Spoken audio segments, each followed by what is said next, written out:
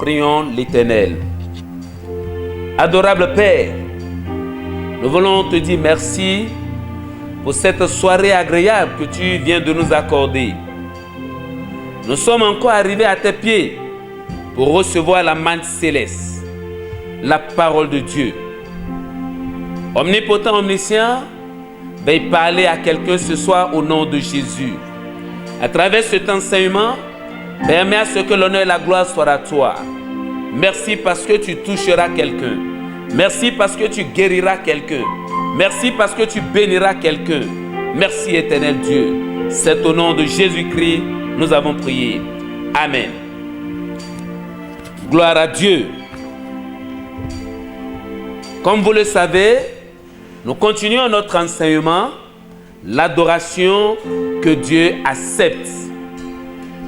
Nous sommes toujours à notre troisième partie et le mercredi dernier ensemble, nous avons déjà vu quelques points et qui nous ont amenés à lire le livre de Psaume de David, le chapitre 9, du premier verset au verset 3.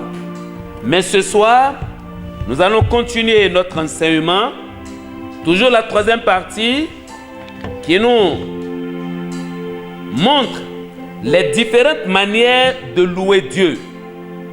Les différentes manières de louer Dieu. Ce soir, si Dieu le veut, nous allons toucher quelques points capitaux pour nous, pour pouvoir bénéficier de la grâce qui se trouve dans la louange à notre Dieu. Les différentes manières de louer Dieu, nous avons près de 3 à 4 manières. Le grand 1, la louange est un aspect important du culte d'adoration du peuple de Dieu. L'adoration,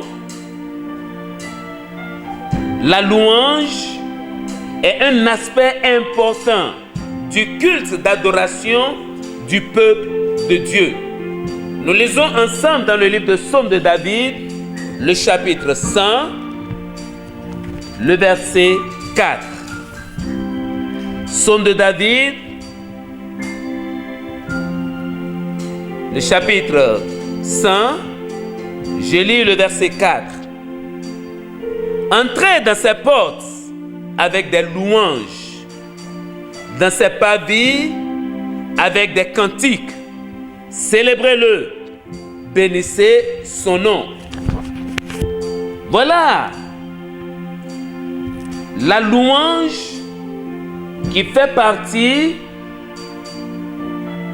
du culte que notre Dieu accepte. Notre Dieu siège au milieu de la louange de son peuple. Notre Dieu aime à ce qu'on le loue, à ce qu'on le célèbre, à ce qu'on l'exalte. Parce qu'il est un Dieu puissant et fort. Il est un Dieu merveilleux. Il est omnipotent. Il est omniscient. Comme vous le savez avec moi, c'est le seul Dieu qui accepte la louange. Il est le seul Dieu qui n'a pas besoin de sacrifice parce que Jésus-Christ a déjà tout fait sur la croix de Calvaire. La deuxième chose, elle est une manière d'exprimer la louange envers Dieu. Une manière d'exprimer la louange envers Dieu. Quoi que soit lors du culte, ou même après le culte, ou même au moment où nous travaillons, nous sommes appelés à le louer, à lui reconnaître sa place qui est incomparable, sa place qui est inégalable. Il n'y a pas un Dieu comme notre Dieu. Raison pour laquelle, à n'importe quelle occasion, il aime à ce qu'on l'adore. Il aime à ce qu'on le célèbre. Il aime à ce qu'on le loue. La louange peut être également à travers la musique.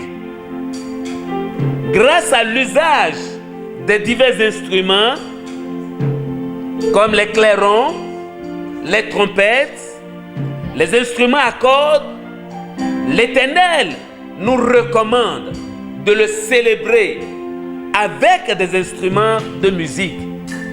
Lorsque nous regardons dans 1 Chronique, le chapitre 15, nous avons le verset 28 qui nous montre comment le peuple de Dieu s'était organisé dans le temps avec près de 4000 musiciens pour pouvoir le célébrer, pour pouvoir le glorifier, pour pouvoir le magnifier, l'exalter. Ce n'est pas seulement avec ces instruments. Nous sommes aussi appelés à le louer avec la harpe, avec les instruments à cordes.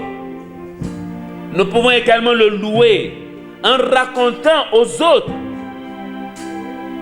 ses prodiges, en témoignant de sa gloire, en témoignant de sa puissante main, de la manière dont il nous a guéris, de la manière dont il nous a délivrés, de la manière dont il nous fortifie, de la manière dont il nous garde.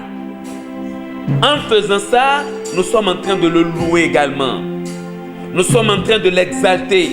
Nous sommes en train de raconter ses prodiges. N'oubliez pas notre thème principal, l'adoration que Dieu accepte. Et le verset clé que nous avons, c'est le livre de Jean chapitre 4. Le livre de Jean chapitre 4, du verset 23 au verset 24. Je reprends cela. Mais l'heure vient, et elle est déjà venue, où les vrais adorateurs adoreront le Père en esprit et en vérité, car ce sont là les adorateurs que le Père demande. Le verset 24 dit, Dieu en esprit, Dieu est esprit, et il faut que ceux qui l'adorent, l'adorent en esprit et en vérité. Lorsque nous l'adorons, lorsque nous le célébrons en vérité et en esprit, sur son trône, il déverse sa gloire. Sur son trône, il déverse sa puissance. De la manière dont nous avons l'habitude de le faire. Nos griots qui ont l'habitude de chanter la gloire de leur roi. Lorsque le griot se met à chanter, à honorer, à glorifier le roi est content. Le roi est content. Il ne se retrouve plus.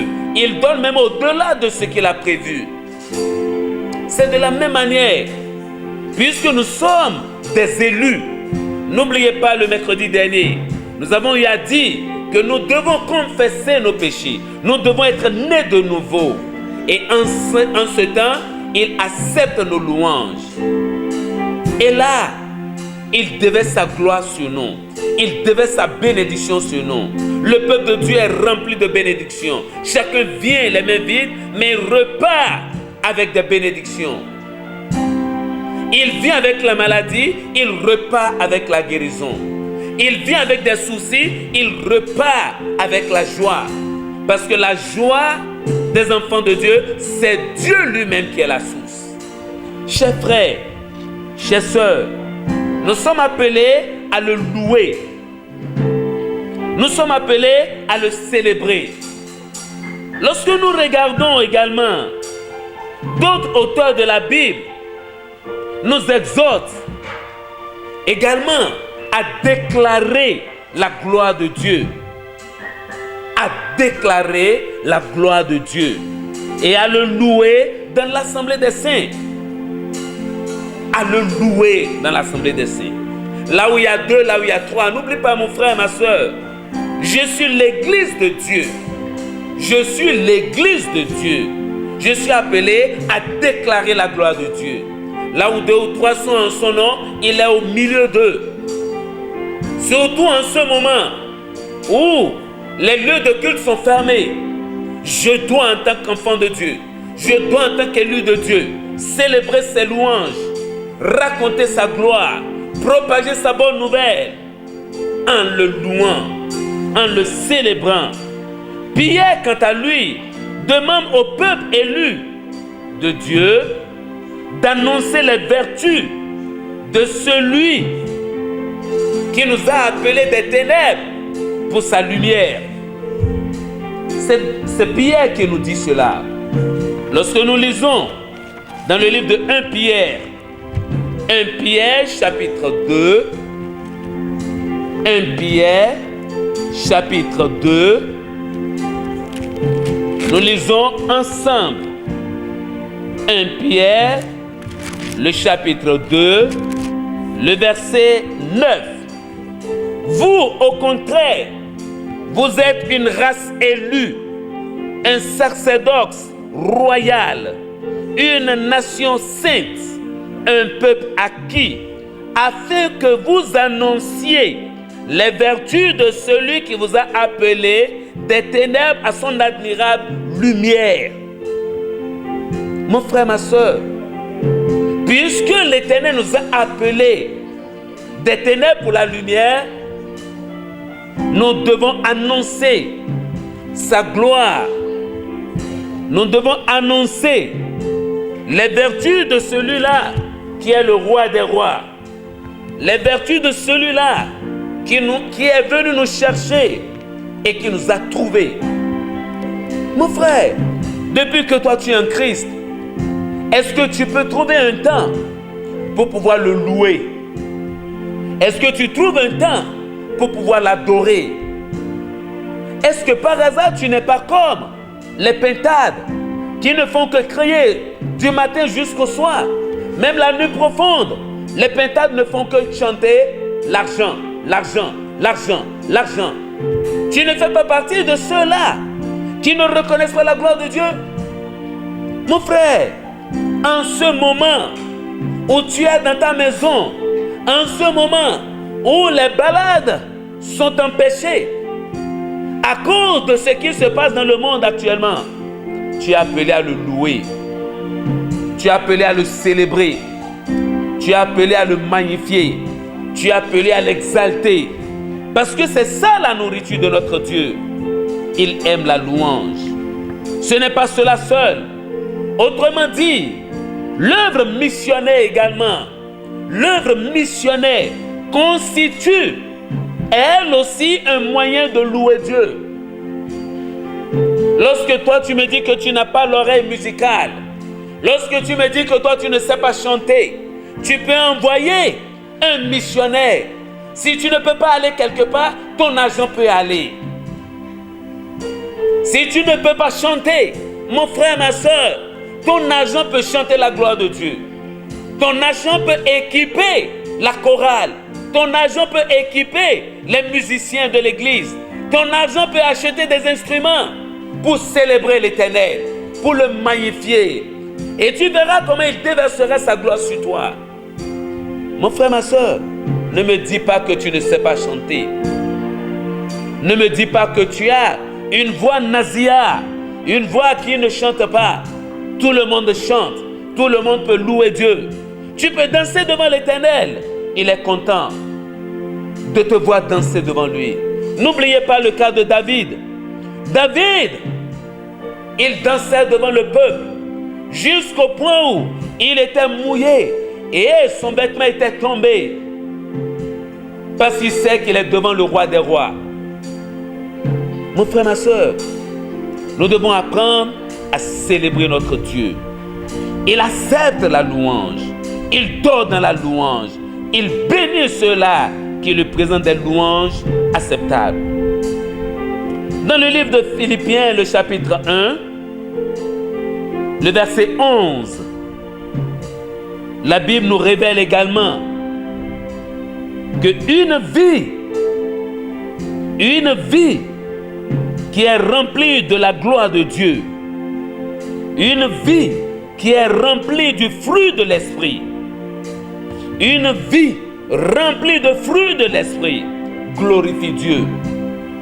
N'oubliez pas, le fruit de l'esprit, c'est l'amour, la joie, la paix, la patience, la bonté, la bénignité, la fidélité, la douceur et la tempérance. lorsque tu es rempli de ces fruits, de ce fruit, lorsque tu es rempli de ce fruit de l'esprit, ta vie glorifie Dieu. Les païens verront la gloire de Dieu dans ta vie.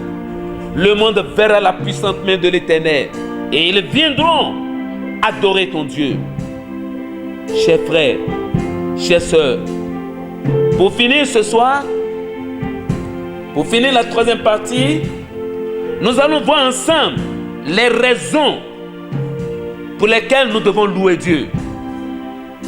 Rapidement, mes frères, mes sœurs. 1. L'une des raisons évidentes est la splendeur de la gloire et la majesté de notre Dieu qui a créé les cieux et la terre. Tu peux voir cela dans le livre de Psaume de David, chapitre 96, le verset 4 au verset 6. Mon frère, qui est comme notre Dieu qui a créé les cieux et la terre? Celui qui a créé les arbres. Et à chaque saison, ces arbres portent des fruits. Tu plantes quelque chose, quelques années plus tard, ça porte des fruits. Tu cueilles des centaines, je dis. Je bénis l'Éternel qui m'a donné la grâce d'aimer les arbres fruitiers. Petite expérience, j'ai eu à conserver un petit arbre de goyavier. Mais la saison passée, les fidèles de l'église ont cueilli des centaines là-dessus. Et ils ont bénéficié de la grâce de la création de notre Dieu. À cause de la création, nous sommes appelés à le célébrer. Deuxième chose, celui qui jouit des œuvres puissantes de Dieu et en particulier son œuvre salvatrice. Mon frère, ma soeur, nous qui connaissons Jésus, nous qui connaissons l'œuvre salvatrice de Jésus, nous sommes appelés à le célébrer. Quel père ou quelle mère va donner le seul enfant qu'il a pour sauver quelqu'un d'autre? Mais Dieu l'a fait dans son amour. Dans son amour, il donna son Fils unique. La Bible me dit, car Dieu a tant aimé le monde, qu'il a donné son Fils unique, afin que quiconque croit en lui ne périsse point. C'est l'amour de Dieu. Chers frères, chères sœurs, l'œuvre rédemptrice de Jésus-Christ nous amène à le louer, nous amène à le célébrer, nous amène à le magnifier. La troisième raison, pour les actes de délivrance qu'il a accomplis dans nos vies. Mon frère, ma soeur, au moment où tu ne connaissais pas Jésus, au moment où tu errais dans le monde sans Christ, tu n'avais pas une protection comme ça. Le monde te persécutait. Mais aujourd'hui, le Seigneur t'a délivré. Tu es libre. Tu peux marcher. Tu peux faire tout. Tu peux même manger avec le sorcier ou la sorcière. Parce que celui qui est en toi, il est plus fort que celui qui est dans le monde. Même si on appelle ton nom devant les fétiches, je te dis, parce que Christ habite, ils ne pourront rien faire. Tu es toujours victorieux. Donc pour les actes de délivrance qu'il a accomplis dans nos vies, lorsqu'il nous a délivrés de la main de nos ennemis, il nous guérit également. Cela nous amène à le célébrer. Parce qu'il prend soin de toi, il prend soin de moi, il prend soin de tous ceux-là qui sont les enfants de Dieu. Mon frère, ma soeur, je ne parle pas des religieux, mais je dis ceux-là qui ont donné leur vie à Jésus-Christ, ceux-là qui ont confessé Jésus comme le Seigneur et le Sauveur. Mon frère, ma soeur, il est le seul Dieu puissant et fort. Il est le seul tout-puissant. Il est le roi des rois. Il est l'omnipotent et l'omniscient. Et il prend soin des bébés. Il prend soin des adolescents. Il prend soin des jeunes. Il prend soin des papas, des mamans. Prends l'engagement dès ce soir de commencer par le louer. Mon frère, ma soeur, je ne vais plus trop continuer. Il y a un chant qui est venu dans mon cœur qui dit: compte les bienfaits de Dieu, compte les bienfaits de Dieu, mets-les tous devant tes yeux.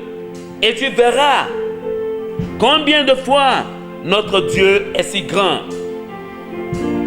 Notre Dieu, il est merveilleux. Il est miraculeux. Il est fantastique. Fermons nos yeux et célébrons l'Éternel. Fermons nos yeux. Fermons nos yeux et célébrons l'Éternel. Il nous dit, compte les bienfaits de l'Éternel, compte les bienfaits de Dieu, mets-les tous devant tes yeux, et tu verras combien le nombre en est grand, comment l'Éternel te garde, comment l'Éternel te protège, comment l'Éternel te fortifie, comment l'Éternel pourvoit tes besoins. Combien de fois toi tu as payé la facture d'électricité de tes yeux à quelqu'un? Combien de fois tu as payé le vulgarisateur qui te donne de l'air? Tu envoies l'air et tu sors l'air. Tu ne paies jamais ce vulgarisateur. C'est l'Éternel Dieu. Il a besoin d'être loué. Chaque mois, on te présente la facture. Mon frère, ma soeur. Mon frère. L'Éternel est bon.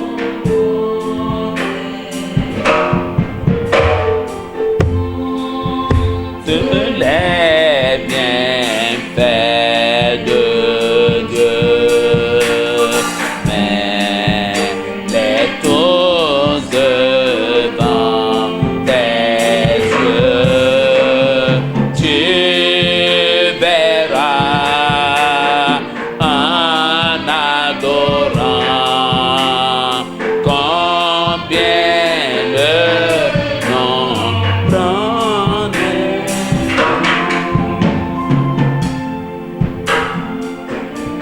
Mon frère, ma soeur, regarde les bienfaits de l'Éternel.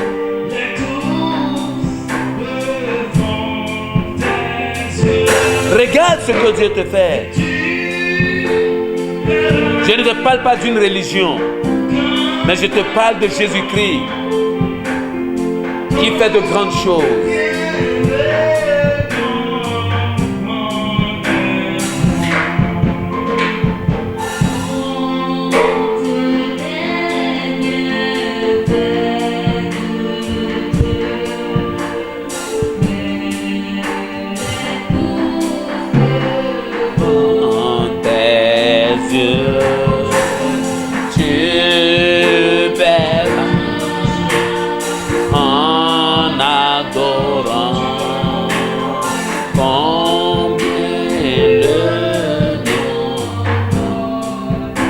Chers frères et sœurs, là où tu es ce soir, tu peux t'incliner devant l'Éternel.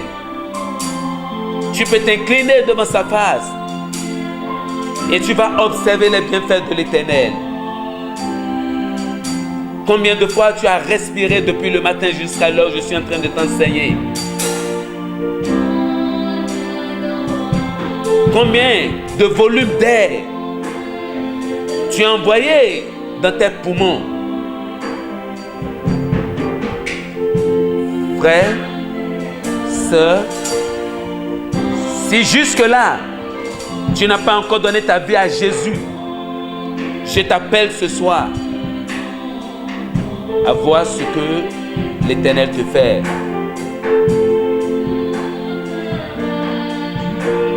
Nous allons nous incliner devant l'Éternel et nous allons prier. Nous allons fermer les yeux et nous allons prier. Tu peux prier avec moi en répétant après moi: Seigneur Jésus, je te dis merci ce soir de m'avoir donné l'occasion de connaître les raisons pour lesquelles je suis appelé à te louer. Merci Seigneur. Et donne-moi la grâce d'être un vrai adorateur. Je ne veux pas être un religieux, mais je veux être un adorateur qui t'adore en vérité, en esprit. Merci, Papa. Donne-moi la grâce de mener une vie chrétienne victorieuse, une vie remplie de vertus célestes, qui t'honore, qui te célèbre. Sois béni, Père. Merci, Papa. C'est au nom de Jésus-Christ nous avons prié. Amen.